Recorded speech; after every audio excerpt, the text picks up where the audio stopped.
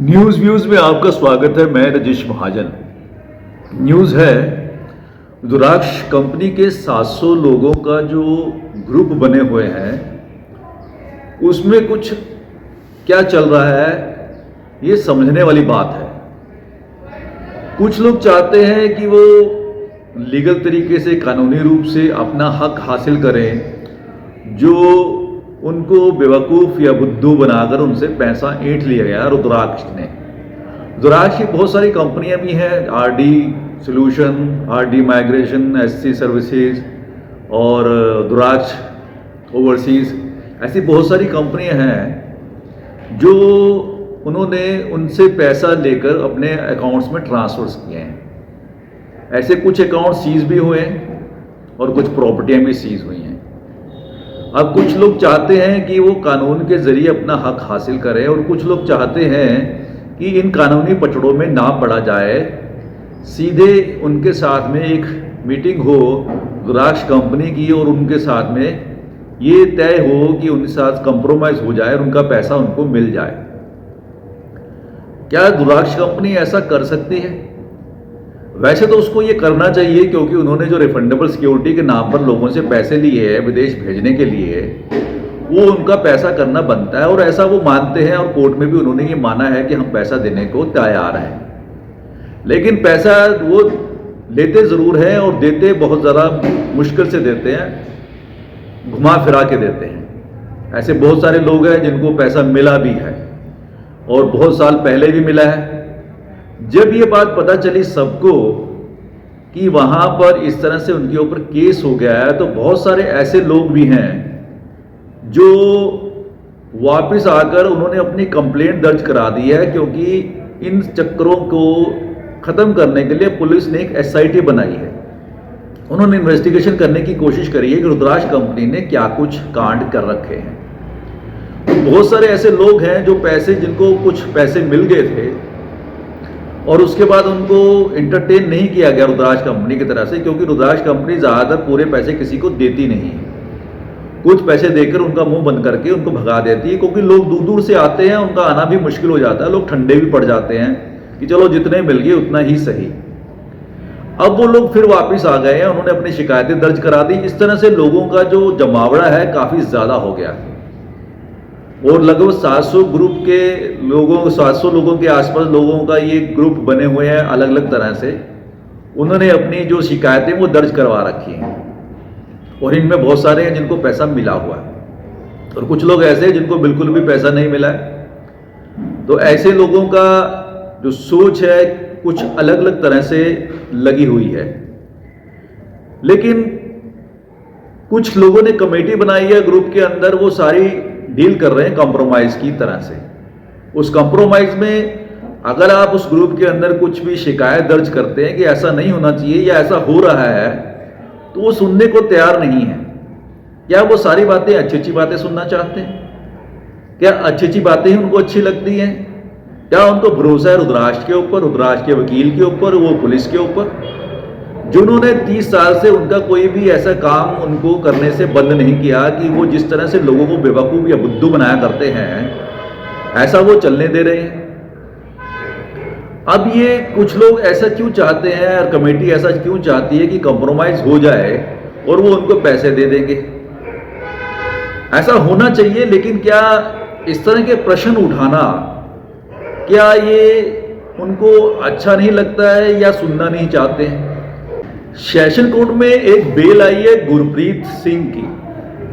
बहुत सारे लोगों ने भी उनको, गुरप्रीत सिंह को पैसे दिए हैं, उनके साथ में उन्होंने डील किया था जब उन्होंने वीज़ा लगाने के लिए पैसे दिए थे। उनको एक एम्प्लॉय की तरह बताया जा रहा है कोर्ट के अंदर उनके रुद्राक्ष के वकील के जरिए कि वो तो एक एम्प्लॉय है, उसका कुछ ऐसा बनता नहीं है, उसको ये बेल दे देनी चाहिए।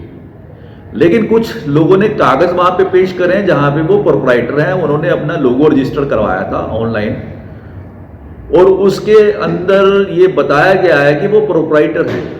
लेकिन रुद्राक्ष कंपनी वहां पर ऐसा झूठ क्यों बोल रही है कि वो तो एक नॉर्मल से एम्प्लॉय है, उनको ऐसे बेल दे देनी चाहिए?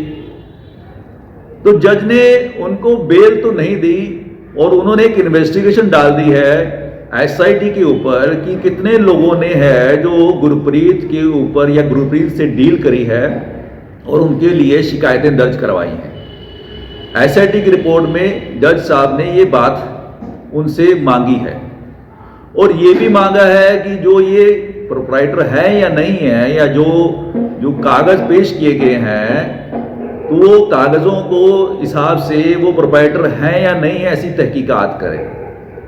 तो इस तरह से उनकी जो नुमाइंदगी हो रही है कि वो एक नॉर्मल एम्प्लॉई है, उनका ऐसे में कोई मतलब नहीं है कंपनी के अंदर, तो उनको बेल दे देनी चाहिए। इतने सारे लोग जो प्रभावित हुए हैं, 600-700 लोग हैं, तो जो उनके जो अंदर एम्प्लॉइज थे या जो लोग इन्फ्लुएंसर थे, कोई इमिग्रेशन का वकील बना हुआ था, कोई कनाडा जाके अपनी फ़ोन के ज़रिए बात करता था, या जिन्होंने इनको सबको इन्फ्लुएंस करा, इनको बेवकूफ़ बनाया, बुद्धू बनाया, क्या वो कल्प्रिट नहीं? क्या उनको छोड़ देना चाहिए? क्या उनकी बेल हो जानी चाहिए? ऐसा लोगों का मानना है कि ऐसे लोगों को सज़ा मिलनी चाहिए। अब उनको ये बताया गया, उनसे फॉर्म साइन करवाए गए हैं, लोगों को अथॉरिटी लेटर लिए गए हैं और रुद्राक्ष कंपनी ने हाई कोर्ट के अंदर रिट में ये भी रखा है कि हमारे साथ में बहुत सारे लोग हैं जो हमारे साथ में चल रहे हैं, हमारे साथ कंप्रोमाइज करने में रेडी हैं, उनको पैसे मिलने वाले हैं 50% या जो भी है। क्या वो 50% पहले देने की बात हुई थी कमेटी के साथ में? क्या वो रुद्राक्ष कंपनी जो हाई कोर्ट में जो उन्होंने रिट लगाई है, क्या वो वहां पे इन फॉर्म को पेश कर सकती है सबूत के तौर पर? तो ये बात तो देखने और सोचने वाली है कि रुद्राक्ष कंपनी ने जो लोगों से साइन करवाए अथॉरिटी लेटर वो वहां पे पेश करना चाहती हैं, क्या उनके पास कमेटी ने फॉर्म पहुंचा दिए हैं?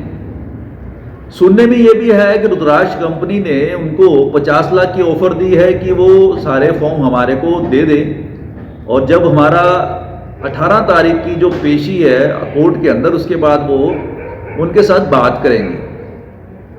कमेटी ऐसा क्यों नहीं कर सकाई कि वो कुछ लोगों के पैसे वापस करवा देती, कुछ टोकन मनी ही वापस करवा देती? फिर वो उनके बहकावे में क्यों चल रही है? क्या उनको एक स्ट्रॉन्ग फीलिंग है कि उनको वो ये पैसे मिल जाएंगे? अगर ऐसा कुछ नहीं हुआ तो कमेटी किसका मुंह देखेगी?